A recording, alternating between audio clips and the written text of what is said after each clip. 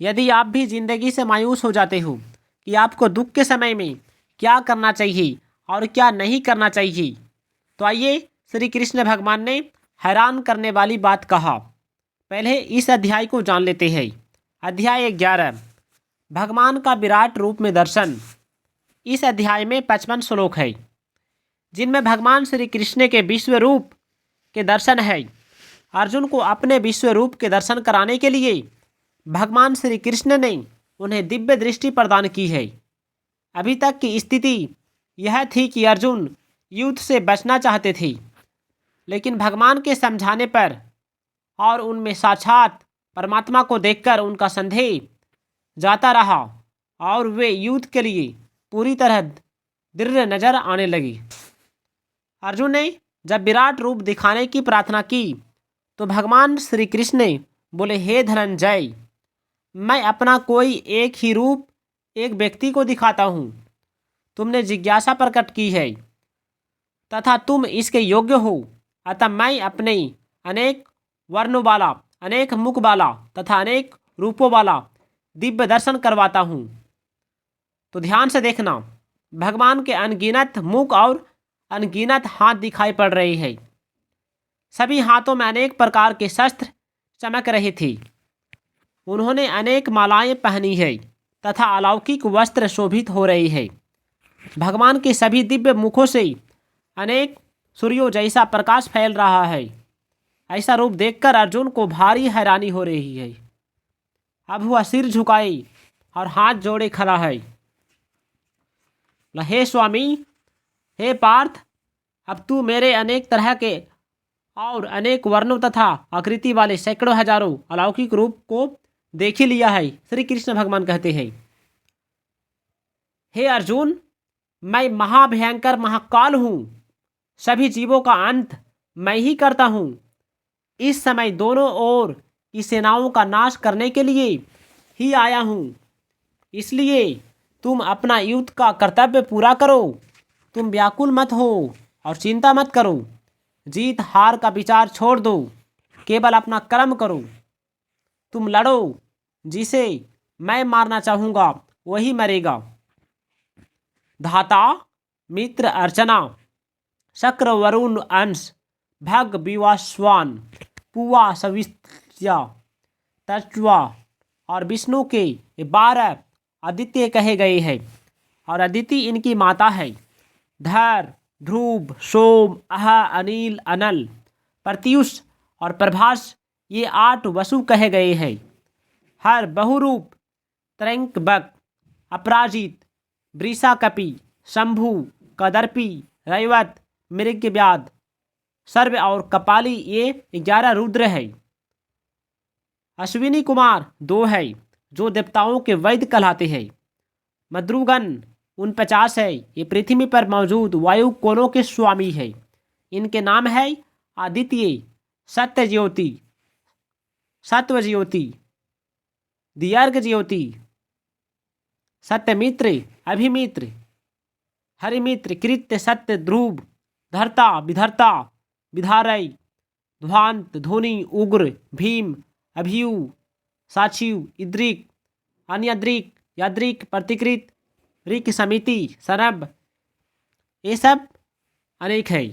वेदों, शास्त्रों, पुराणों, स्मृतियाँ, संतों की वाणियों और तत्वज्ञ महापुरुषों द्वारा जान्य योग जो परम ब्रह्मा है वे भगवान श्री कृष्ण ही है।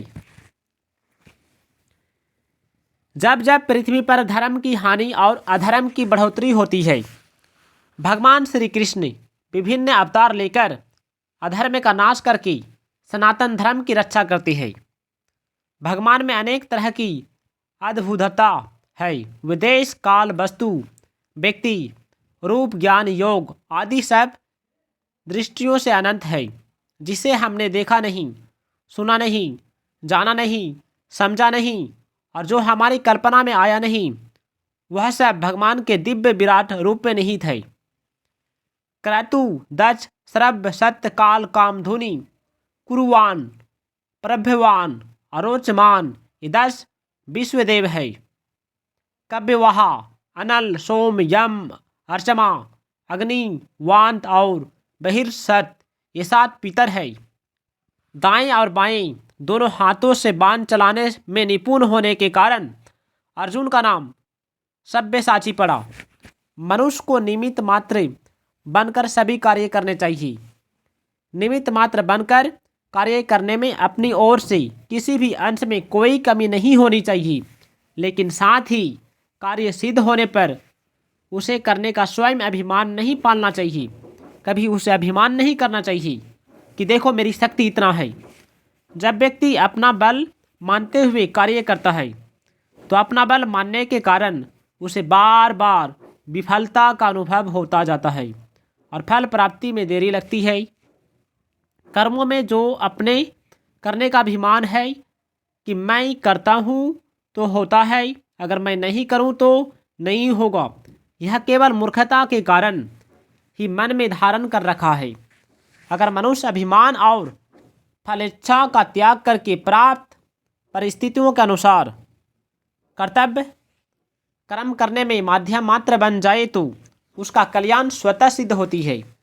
वायु के रूप में सबके प्राण, यम के रूप में यमलोक के स्वामी, प्रकाश के रूप में अग्नि, जल के रूप में स्वामी वरुण, वनस्पतियों के पालन पोषण करता चंद्रमा और पितामह ब्रह्मा सब भगवान कृष्ण के ही अनंत रूप है। भगवान श्री कृष्ण में सभी 11 रस विद्यमान है। ये 11 रस है शांता रस, अद्भुत रस, रौद्र रस, विभत्स रस, वीर रस, दास्य रस, करुण रस, सख्य रस, वात्सल्य रस, माधुर्य रस तथा हास्य रस। भगवान श्री कृष्ण ने कहा, मेरा दर्शन मेरी कृपा से हो सकता है, किसी योग्यता से नहीं। साधन के बल पर मैं अपना उद्धार कर लूँगा। जो ऐसा सोचता है वह भगवान की कृपा से कोसों दूर हो जाते हैं। भगवान तो अभिमान को गलाने पर प्राप्त होते हैं। भगवान श्री कृष्ण बोले, जो मेरे साकार स्वरूप का श्रद्धापूर्वक उपासना करते हैं वे ही श्रेष्ठ है। जो इंद्रियां को वश में करके मुझे सर्वव्यापक मानकर परहित में लगे रहते हैं वे भी मुझे प्राप्त कर लेते हैं। परंतु यह मार्ग कठिन है, क्योंकि संसार की आसक्तियों को त्याग कर ये यदुनंदन जो भक्त इस प्रकार निरंतर आप में लगे रहकर आपकी उपासना करते हैं और जो अविनाशी निर्गुण निराकार की उपासना करते हैं, उन दोनों में से उत्तम योग्यवता कौन है? आइए जानते हैं। शरीर तक का मोह छोड़कर ही मुझ में ध्यान केंद्रित करना पड़ता है। हे पार्थ, जो भक्त अपने सभी कर्म मेरे द्वारा और मेरे लिए ही करते हैं, अपने कर्म मुझे समर्पित कर देते हैं, वे जन्म मरण से मुक्त हो जाता है। इसलिए तुम्हारे लिए यही श्रेष्ठ है कि तुम मन बुद्धि से किए गए सब कर्मों को मुझको सौंप दो, तो अवश्य ही मोक्ष प्राप्त करोगे। यदि तुम भजन कीर्तन चिंतन मनन से मुझे भक्तिपूर्वक भजो तो भी मुझे पा सकते हो। तुम्हारे लिए सरल मार्ग यह है कि जो भी कर्म करो उसके फल की कामना मत करो। ऐसा कर पाए तो तुम्हारा मन आप ही मुझे में लग जाएगा। हे धनंजय, अभ्यास योग से मेरा ध्यान करने से ज्ञान उत्तम है, ज्ञान पूर्वक ध्यान श्रेष्ठ है। ध्यान से कर्म मुझे सौंप कर करना सरल तथा श्रेष्ठ है। फल त्याग से ही शांति मिलती है तथा मोक्ष की प्राप्ति भी होती है। मुझे वही भक्त प्यारा है जो ममता और वैरभाव से रहित है, दयालु और संतुष्ट है और समर्पण भाव से मुझे भजता रहता है। जिस भक्त को दुख सुख समान लगता है, वह भोग के लिए संग्रह नहीं करता, वह मुझे प्यारा लगता है। जो ईर्ष्या द्वेष नहीं करता, शत्रु तथा मित्र मान अपमान को भी समदृष्टि से देखता है, उसकी केवल मुझ में आस्था है, वह मुझे प्यारा है। हे अर्जुन, जो अनन्य भाव से केवल मेरा ही चिंतन करते हैं तथा मेरा ही कीर्तन करते हैं, मेरी आज्ञा का पालन करते हैं, वे भक्त मुझे सबसे अधिक प्रिय है।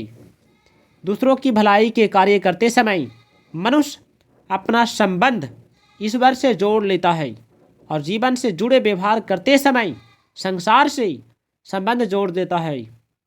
यह भूल है। दोनों ही काम के समय ईश्वर से संबंध जोड़ना भक्ति और ज्ञान का मार्ग खोलता है। मन वहीं लगता है जहाँ प्रेम होता है। जिससे प्रेम होता है उसका चिंतन स्वतः होते रहता है। चेतन और नित्य होने के कारण जीव आत्मा का भगवान से संबंध स्वतः सिद्ध होती है, क्योंकि यह जीव परमात्मा का अंश है।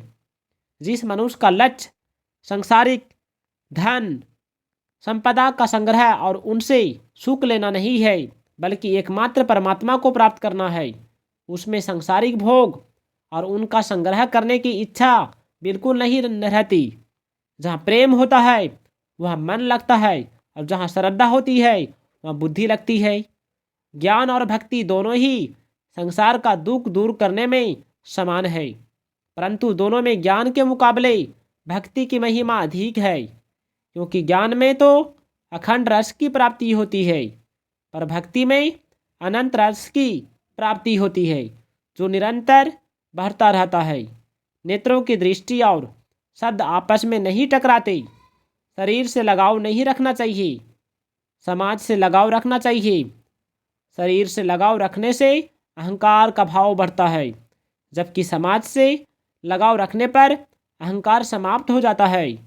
दूसरों की पैसों और चीज़ों तथा शरीरों से सेवा कर देना ही सेवा नहीं है, बल्कि अपने लिए कुछ भी न चाहकर दूसरों का हित कैसे हो, उन्हें सुख कैसे मिले, इस भाव से कर्म करना ही सच्ची सेवा है। जैसे बिना किसी से प्रेरणा पाए मनुष्य यत्नपूर्वक अपने शरीर की देखभाल करता है, इसका अहंकार भी नहीं करता, इसी प्रकार दूसरों की सेवा करना सच्ची सेवा होता है। इसलिए हमें दूसरों की सेवा अवश्य करना चाहिए। बुराई का त्याग होने पर दूसरों की जो सेवा होती है वह बड़े से बड़े दान पुण्य से भी नहीं हो सकती। इसलिए बुराई का त्याग भलाई का मूल है। जिसने बुराई का त्याग कर दिया है वही प्राणी मात्र की भलाई में जुट सकता है। जैसे समुद्र में जल ही जल होता है, ऐसे ही संसार में मृत्यु ही मृत्यु है। संसार में पैदा होने वाली कोई भी वस्तु शाश्वत नहीं है, वह हर क्षण मृत्यु की ओर बढ़ रही है। इसलिए संसार को मृत्यु सागर कहा गया है। मनुष्य में अनुकूल एवं प्रतिकूल दोनों आदतें रहती है। सांसारिक घटना परिस्थिति तथा प्राणी पदार्थों में अनुकूल प्रतिकूल आदतें राग द्वेष उत्पन्न करके मनुष्य को संसार में बांध देती है। मनुष्य जिस भाव से भगवान की शरण लेता है उसी भाव से भगवान उसे आश्रय देते हैं। मैं क्या हूँ इसका तो पता नहीं, पर मैं हूँ इसका सबको पता है। मैं क्या हूँ को खोज लेना ही ईश्वर को पा लेना है। मन भगवान में लगाने से संसार का चिंतन नहीं होगा, और बुद्धि भगवान में लगाने से मनुष्य को संसार के आश्रय की आवश्यकता नहीं रह जाएगी।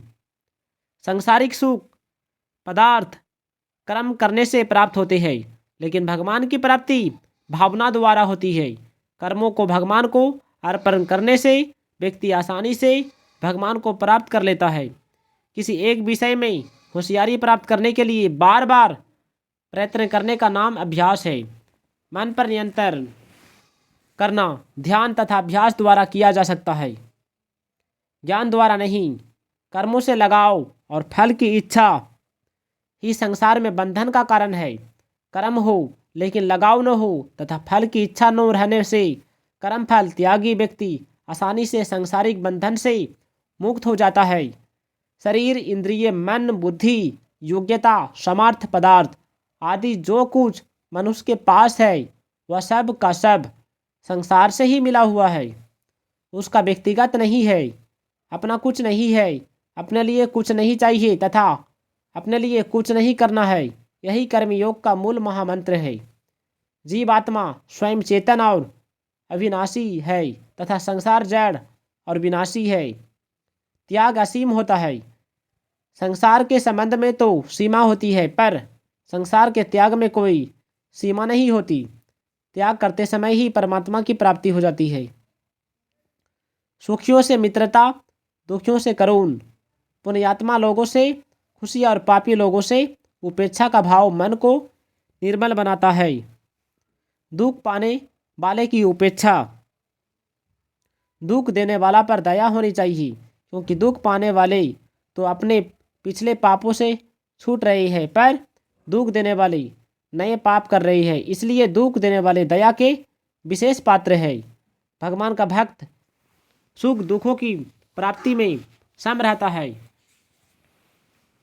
उसमें कोई विकार नहीं उत्पन्न होता।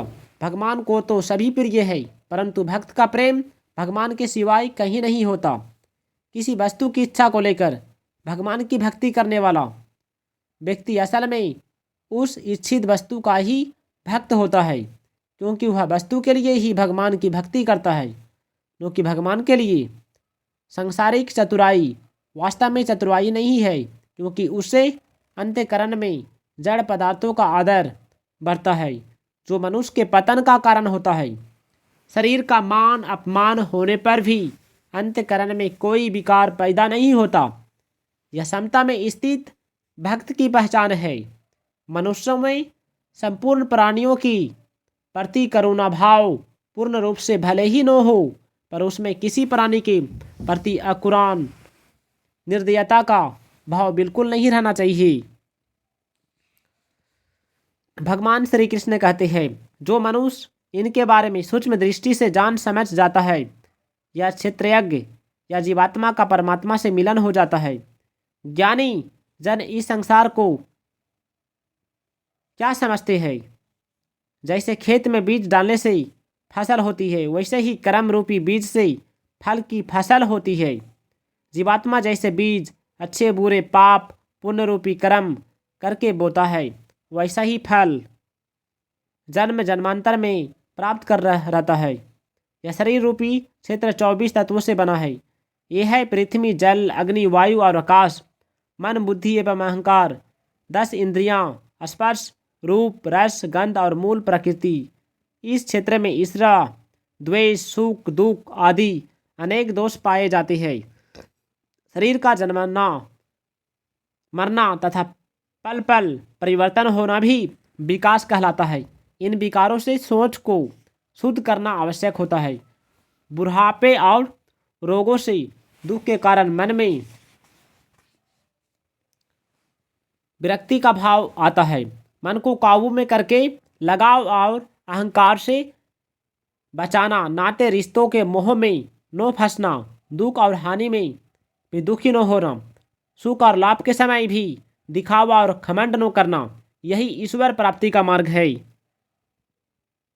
केवल भगवान से ही मांगना और उन्हीं को अर्पित करना, उन्हीं का भजन कीर्तन करना, सांसारिक लगावों से दूर रहना ही शुद्ध होने के उपाय है।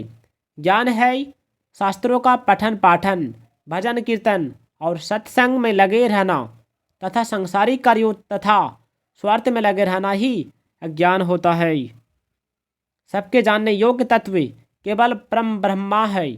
वह सदा रहने वाला है तथा नाशहीन है। वह परमात्मा अनेक हाथ पैरों और कानों तथा मुखों वाला है। समस्त जगत की रचना करके वह इसी में समाया हुआ है। इसकी इंद्रियां दिखाई नहीं पड़ती, परंतु फिर भी सभी काम करते हैं, देखते सुनते हैं। किसी में लगाव न होते हुए भी वे सबका पालन पोषण करते हैं। परमात्मा को प्राप्त करने की प्रबल इच्छा तो ध्यान योग, ज्ञान, वैराग्य तथा निष्काम कर्म योगी कई उपाय है। जो संत महात्मा द्वारा केवल तथा सत्संग सुनते हैं, वे भी मुक्त हो जाते हैं। हर शरीर पैदा होने के बाद बढ़ता है और फिर क्षरण यानी कि पतन हो जाता है। परमात्मा का भी क्षरण नहीं होता। इस सत्य को जानकर जो परमात्मा को अक्षर, शाश्वत और सर्वव्यापक भाव से देखता है, वही उसी प्राप्त करता है। ईश्वर और आत्मा करता है। प्रकृति स्वयं ही कर्म करती है। जो जीव स्वयं को अकर्ता मानकर सामने आए हैं, कर्तव्य को फल की इच्छा के बिना करता है और परमेश्वर को प्राप्त कर लेता है। जय श्री कृष्ण लिखे कमेंट में।